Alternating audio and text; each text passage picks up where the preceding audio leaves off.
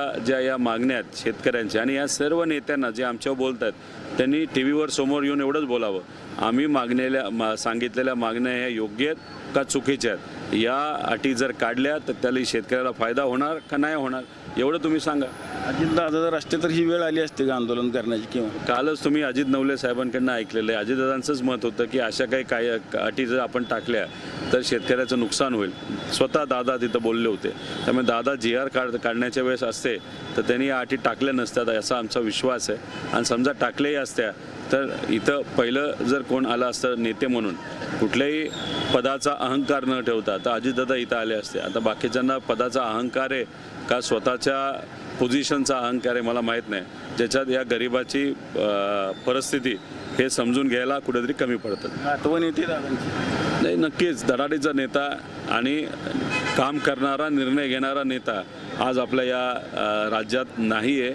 याच्यामुळे नक्कीच सामान्य लोकांचं खूप मोठ्या प्रमाणात नुकसान झालेलं आहे. तरी आमचं मत आहे की CM साहेब हे अजितदादांचे मित्र होते. CM साहेबसुद्धा निर्णय घेतील असं आमचं मत आहे. तर लवकरात लवकर निर्णय घेऊन दाखवावं की तुम्ही शेतकऱ्याबरोबर आहात. आज कोणकोणते नेते भेट द्यायला?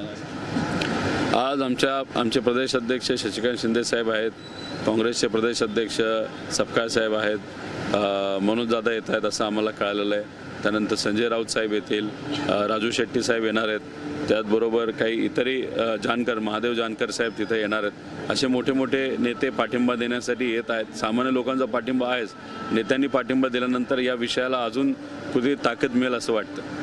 थोडा वेगळा प्रश्न विचारतो. काल शिराज पंचायत समितीच्या सदस्यांनी एक वक्तव्य केलं होतं की ज्या पद्धतीनं अजितदादांचा घात झाला त्याच पद्धतीने एकनाथ शिंदेंचा देखील भविष्यात होऊ शकतो. हे बघा, ह्याच्या आधीसुद्धा मी सांगितलेलं आहे की एकनाथ शिंदे साहेबांचं जे विमान होतं, जे दावोसला चाललं होतं, त्यात कसं लफडा झाला होता, कसं ते विमान इराण नाही तर इराककडनं पाडलं गेलं असतं. आता ती जी घटना आहे त्या घटनेच्या पाठीमागे कुठला विचार होता का चुकून ती घटना घडली याचा अभ्यास नक्कीच झाला पाहिजे.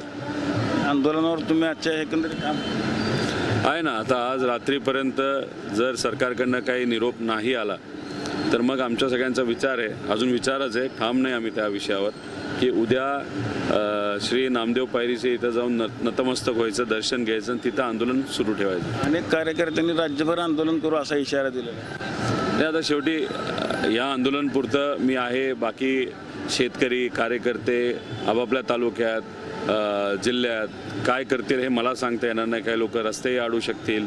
काल आपण बघितलं असेल जे बर्ने मामा आहेत कृषी मंत्री, त्यांची गाडीसुद्धा अराजकीय शेतकऱ्यांनी तिथं अडवली.